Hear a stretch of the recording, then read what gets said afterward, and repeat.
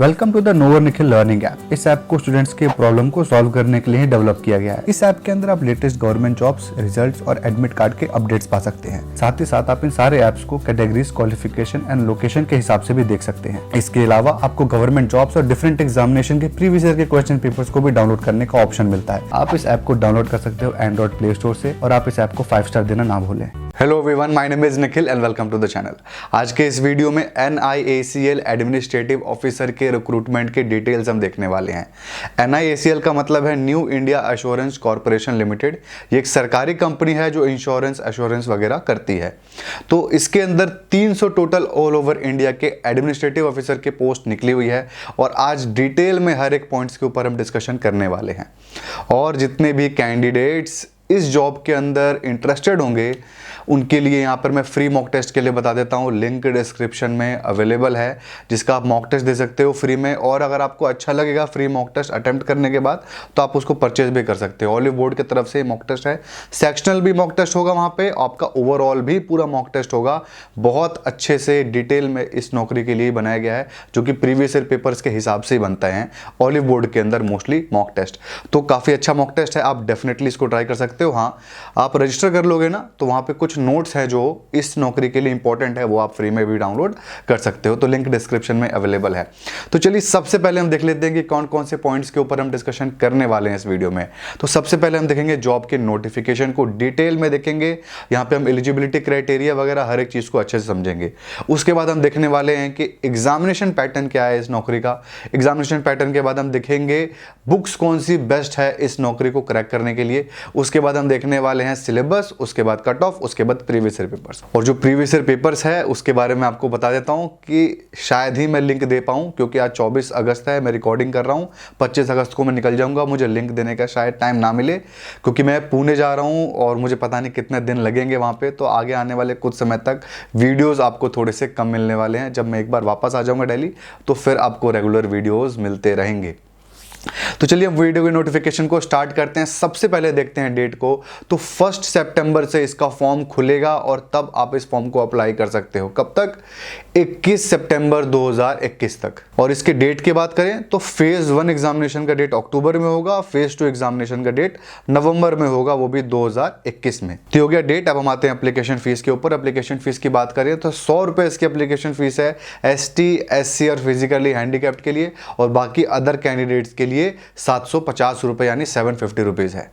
अब हम बात करते हैं इसके अंदर टोटल पोस्ट की। तो टोटल पोस्ट जो है पूरे के पूरे कंट्री में, आप कहीं के भी रहने वाले, अंडमान निकोबार के भी रहने वाले हो, वहां पर भी एग्जामिनेशन सेंटर है आपका। तो टोटल यहां पर आपके 300 पोस्ट हैं जिसमें से जनरल के पोस्ट हैं 104, SC के पोस्ट हैं 46, ST के पोस्ट हैं 22, OBC के पोस्ट है 81, EWS का पोस्ट है 30 और फिजिकली हैंडीकैप्ड का पोस्ट है 17।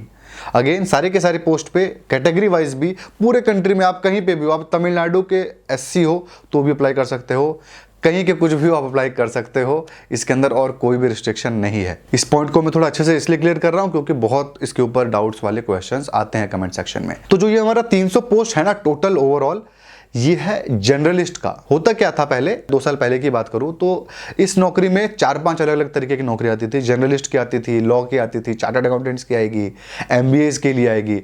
तो सारी की सारी इन्होंने हटा दी है। पहले भी आपका 312 के आसपास पोस्ट आया था पिछले नोटिफिकेशन में, जिसमें से 270-80 था जनरल वालों के लिए। जनरल मतलब जनरलिस्ट पोस्ट, जो कि नौकरी ये है, मतलब जिसको कोई भी ग्रेजुएट भर सकता है, लॉ वॉ इतनी सारी डिग्री की जरूरत नहीं है यहाँ पे। तो वैसे ही ये जो टोटल 300 पोस्ट है इस बार वो जनरलिस्ट के लिए है, कोई स्पेसिफिक पोस्ट नहीं है। मुझे लग रहा है ये लोग भर्ती किए होंगे, इनको लगा होगा कुछ ज़्यादा फायदा नहीं है, लॉ वाले को लॉ उतना आ नहीं रहा, जर्नलिस्ट को भी सिखाना ही पड़ रहा है उतना, लॉ वाले को भी सिखाना ही पड़ रहा है उतना। तो ये देख लिया हमने पोस्ट की डिटेल्स। अब हम आते हैं इसके सैलरी के ऊपर, जॉब प्रोफाइल के ऊपर। एडमिनिस्ट्रेटिव ऑफिसर का नॉर्मल डेली रूटीन जो एडमिनिस्ट्रेटिव वर्क है वही देखना आपका इसके अंदर काम होगा। अच्छे शहरों में पोस्टिंग होगी, बैकवर्ड शहरों के अंदर यहाँ पे पोस्टिंग नहीं है, गांव वाले पोस्टिंग नहीं है, ये सारे के सारे शहरों के अंदर पोस्टिंग होगी। सैलरी की बात करते हैं तो अगर आप अच्छे शहर में रहोगे तो 60,000 यानी 60,000 पर मंथ के आसपास आपकी सैलरी होगी। और अगर आप B क्लास के या फिर C क्लास के सिटी के अंदर आपकी पोस्टिंग होगी तो आप सैलरी लेकर के चलिए 48, 49, 50, 53 इसके बीच में आपका रेंज में आपका रहेगा। लेकिन जो 4-5 बड़े शहर में 60,000, बी लेवल पे आप समझ के चलिए 52, 53, 55 और उसके नीचे आप लेके चलिए 48, 49 इस टाइप का आपकी सैलरी मिलेगी। तो ये हो गया सैलरी और जॉब प्रोफाइल। और हाँ, इसके अंदर प्रोफाइल में ये भी बता दूं कि बहुत अच्छे लेवल तक आप जा सकते हो इस इंश्योरेंस कंपनी के अंदर, बहुत ऊपर के लेवल तक जा सकते हो। और ये सरकारी कंपनी है, ये प्राइवेट कंपनी नहीं है। तो ये देख ली हमने सारी की सारी डिटेल्स। अब हम आते हैं इसके एलिजिबिलिटी क्राइटेरिया के ऊपर। एलिजिबिलिटी क्राइटेरिया में सबसे पहले जिस चीज को देखेंगे वो है एज। एज की बात करें तो 21 साल से लेकर के 30 साल तक के लोग इस फॉर्म को अप्लाई कर सकते हैं। और इसके अंदर एज का रिलैक्सेशन जैसे मिलता है ओबीसी का, SC ST का 3 साल, 5 साल, 10 साल, उसके हिसाब से यहाँ पर रिलैक्सेशन भी है। और एक्स सर्विसमैन भी इस फॉर्म को अप्लाई कर सकते हैं, उनको एज रिलैक्सेशन भी है। हर एक चीज यहाँ पर आपको मिलेगी, 10 साल का जो उनको रिलैक्सेशन मिलता है वो भी मिलेगा। तो अब हम आते हैं इसके एजुकेशन क्वालिफिकेशन के ऊपर। एजुकेशन क्वालिफिकेशन के अंदर एक झोल है, इसलिए एजुकेशन क्वालिफिकेशन को पूरा ध्यान से सुनना। कोई भी ग्रेजुएट ऑब्लिक पोस्ट ग्रेजुएट इसके अंदर लिखा गया है नोटिफिकेशन के अंदर, कोई भी ग्रेजुएट या पोस्ट ग्रेजुएट जिसके 60% मार्क्स से ज्यादा थे वो अप्लाई कर सकता है। और SC ST फिजिकली हैंडीकैप्ड के लिए परसेंटेज 55% है, यानी 55%। अब इसके अंदर अच्छे से मैं आपको थोड़ा क्लैरिफाई कर देता हूं। कोई भी ग्रेजुएट, 2 पॉइंट बताऊंगा, इन दोनों में ही आंसर है आपका क्वेश्चंस का जो आपके दिमाग में आ रहे होंगे। कोई भी ग्रेजुएट जिसके 60% से ज्यादा मार्क्स से वो अप्लाई कर सकता है, पहला पॉइंट हो गया। और सपोज करिए आपके ग्रेजुएशन में 60% नहीं थे या थे, फर्क नहीं पड़ता, लेकिन आपके पोस्ट ग्रेजुएशन आपने कंप्लीट की और उस पोस्ट ग्रेजुएशन के अंदर आपके 60% से ज्यादा मार्क्स थे तो भी आप अप्लाई कर सकते हो। तो ग्रेजुएशन या फिर पोस्ट ग्रेजुएशन किसी एक में भी आपका 60% से ऊपर है तो आप यहां पे अप्लाई कर सकते हो, जो कि बहुत ही ज्यादा अच्छी चीज है। और again SC ST physically handicapped के लिए परसेंटेज 55 है। और एक पॉइंट मैं यहां पे आपको बता दूं जो बहुत इंपॉर्टेंट है, इसको मैं बताना भूल गया कि जो भी इस नौकरी को लेगा छोड़ने के इरादे से मत लेना, क्योंकि इस नौकरी को अगर आप करते हो तो 4 साल का बॉन्ड भरवाएंगे आपसे, यानी आप 4 साल में नौकरी नहीं छोड़ सकते। अगर छोड़ते हो तो पूरे 1 साल में जो भी आपको सैलरी मिली होगी ना वो आपको इनको वापस करनी पड़ेगी और ये वापस ले लेंगे आपसे। तो आप इस चीज को ध्यान से समझ के चलिएगा कि इसको कम से कम 4 साल करना पड़ेगा। अब इसका मतलब ये नहीं है, कुछ लोग सोचेंगे 4 साल के बाद क्या निकाल देंगे, अरे ऐसा कुछ नहीं है। नौकरी तो जिंदगी भर करेंगे लेकिन 4 साल तो आपको करना ही है। कई लोग होते हैं ना 4-5 नौकरियां निकाल देते हैं, तो वो एक जगह करते हैं फिर छोड़ के चले जाते हैं कहीं और करते हैं, तो इससे इन लोगों का बहुत टाइम वेस्ट होता है। तो इस वजह से यहां पर ये एक्ट लगाया गया है। अगेन हम एजुकेशन क्वालिफिकेशन पे आते हैं। ग्रेजुएशन पोस्ट ग्रेजुएशन का आप समझ में आ गया। परसेंटेज 60 मतलब क्या, 59.99 नहीं भर सकते, 60 भरेंगे। अगर आपने करस्पॉन्डेंस से किया है, ग्रेजुएशन या PG कुछ भी, आप अप्लाई कर सकते हो। पोस्ट ग्रेजुएशन के अंदर आपका MBA भी काउंट होगा, ठीक है। PG डिप्लोमा यहाँ पे काउंट नहीं होगा, लेकिन MBA काउंट होगा जो कि मास्टर डिग्री है, यानी आपकी पोस्ट ग्रेजुएशन वाली जो डिग्रियां हैं 2-2 साल की, वो यहाँ पर काउंट होगी। 1 साल वाली यहाँ पे कोई भी कोर्स काउंट नहीं होगा। ग्रेजुएशन में आपके परसेंटेज जो होंगे वो एग्रीगेट है और PG में भी एग्रीगेट है। सेमेस्टर वाइज में क्या था क्या नहीं था कोई फर्क नहीं पड़ता, ठीक है। फाइनल ईयर के स्टूडेंट इस फॉर्म को अप्लाई कर सकते हैं, लेकिन 30 सितंबर 2021 तक उनका अगर रिजल्ट आ चुका होगा तो ही अप्लाई कर सकते हैं। क्यों? क्योंकि इंटरव्यू के अंदर आपका ये डॉक्यूमेंट मांगेंगे कि आप ग्रेजुएशन सर्टिफिकेट दिखाइए जिसके अंदर साफ साफ लिखा गया हो कि 30 सितंबर से पहले आप ग्रेजुएट हो चुके थे, उसके बाद नहीं। तो ये हो गया सारा का सारा एजुकेशन क्वालिफिकेशन से रिलेटेड आपके डाउट। हाँ, एक और आएगा, ऑनर्स के मार्क्स काउंट होंगे कि नहीं। तो आप अपना प्रोविजनल सर्टिफिकेट निकालिए, उसके अंदर जिस चीज के मार्क्स को टोटल लिखा गया है ना, अगर ऑनर्स को मिला के लिखा गया है तो वही काउंट होगा, ऑनर्स को हटा के केवल पास कोर्स का लिखा गया है तो वही काउंट होगा। तो जो आपके प्रोविजनल सर्टिफिकेट में लिखा गया है वही मार्क्स को काउंट किया जाएगा। तो ये हमने खत्म कर ली नोटिफिकेशन के सारे डाउट्स। अब हम आते हैं एग्जामिनेशन पैटर्न के ऊपर।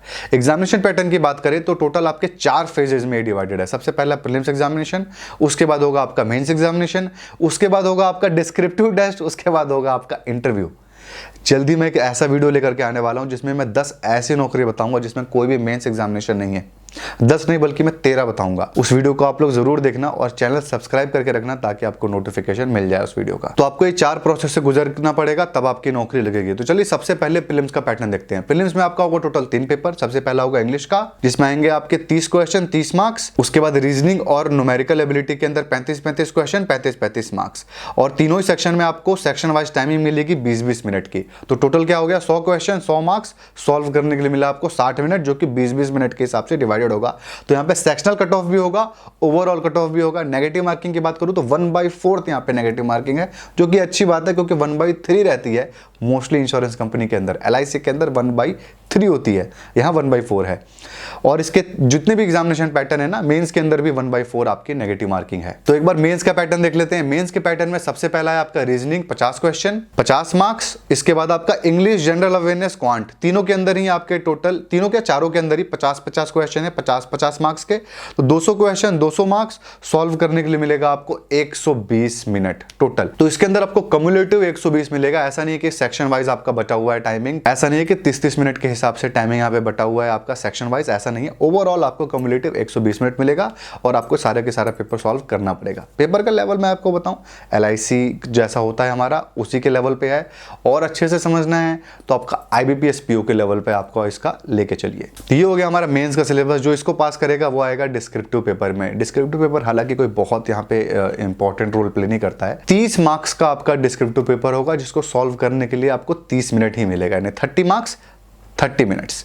टोटल 2 क्वेश्चन होंगे, एक लेटर राइटिंग का 10 मार्क्स का क्वेश्चन होगा और एक ऐसे राइटिंग का होगा 20 मार्क्स का क्वेश्चन। यही टोटल आपका डिस्क्रिप्टिव का पैटर्न है। बस जो इसको पास कर लेगा वो आएगा इंटरव्यू के अंदर। मतलब अगर आप मेंस पास करोगे ना तो डिस्क्रिप्टिव और इंटरव्यू दोनों ही दोगे, ऐसा नहीं है कि डिस्क्रिप्टिव के बाद भी आपको छांटने वाले हैं। तो ये हो गया टोटल आपका एग्जामिनेशन पैटर्न। जो इन प्रोसेस से गुजरेगा उसकी नौकरी लगेगी। अब हम आते हैं किताबों के ऊपर। सिंगल किताब मैं आपको बताऊं, सिंगल किताब मत परचेस करिए इस नौकरी के लिए। अगर आप परचेस करोगे तैयारी नहीं होगी। फिर भी आप बोल रहे हो भाई मेरे को बताओ सिंगल बुक, तो IBPS PO की आती है दिशा पब्लिकेशन की एक मोटी सी किताब, बहुत अच्छी किताब है, उसको आप पढ़ लीजिए। उससे आपको इतना तो आप कर लोगे कि किसी तरह पास हो जाओगे प्रीलिम्स एग्जामिनेशन। मेंस की तैयारी लेकिन नहीं होगी। और चूंकि यहाँ पे आप देख रहे होगे प्रीलिम्स और मेंस में सब्जेक्ट्स काफ़ी ज़्यादा मैच कर रहे हैं। काफ़ी ज़्यादा क्या, 3 तो सीधा नीचे भी आपके आ रहे हैं मेंस के अंदर भी। तो यहाँ पे अच्छी किताबें मैं आपको बताता हूँ। तो अच्छी किताबें क्वांट की बात करते हैं। सबसे पहले क्वांट की मैं बात करूँ तो एसेंशियल क्वांट एक किताब आती है, बहुत अच्छी किताब है, मुझको पर्सनली काफ़ी अच्छी लगी। इस नौकरी के लिए तो वही किताब मैं आपको यहाँ पे रिकमेंड करूँगा। इसके बाद बात करते हैं रीजनिंग के ऊपर। रीजनिंग की बात करें तो RS अग्रवाल की किताब आती है वर्बल नॉन वर्बल रीजनिंग की, आप उसको परचेस कर लीजिए, काफ़ी अच्छी किताब है। इसके बाद बात करते हैं इंग्लिश का। इंग्लिश के अंदर मैं जो बुक कहूँगा एसेंशियल इंग्लिश की किताब काफ़ी अच्छी है। लेकिन अगर आप हिंदी मीडियम स्टूडेंट हो, आपको बिल्कुल इंग्लिश नहीं आती और अच्छा पूरा का पूरा पेपर ना हिंदी में भी आपका अवेलेबल होगा, ऐसा नहीं कि सिर्फ इंग्लिश में होगा, बस इंग्लिश का सेक्शन आपको इंग्लिश में करना पड़ेगा।